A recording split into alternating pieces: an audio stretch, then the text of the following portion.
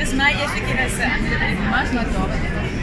Ja, dit is al van tevore gedoen, baie lank terug. So ja, dit is iets van, dit is iets anders, het lyk anders as van die begin af. So, ja, ek was baie opgewonde want ek was 3 jaar laat by die Gumas en die snappers is 10 keer groter.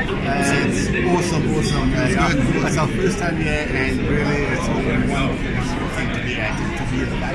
Landra, jy het nou verlede jaar met 'n benoeming of 2 weggestap. Hoe voel dit nou vanaand weer terug te wees by die Gumas? Het is lekker om 'n bietjie terug te kyk oor die laaste jaar en alles wat gebeur het en vanaand se baie opwindende aand en baie ongelooflike kunstenaars hier. Dit is baie lekker om hier te wees om bietjie dit uit te check.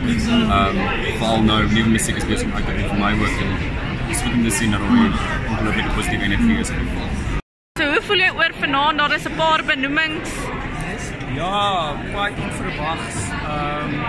Ek dink dit is vir die beste popalbum, liedjieskrywer en musiekvideo.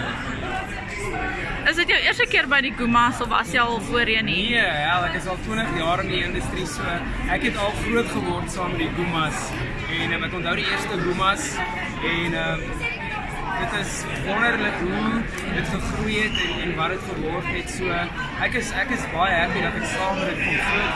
Ja. Dit is my 3de jaar by die Gumas wat ek eintlik beloof was. In 2017 het ek die beste publiekie gewen en nou is dit my 3de keer, so ek hoop dat aan die champ.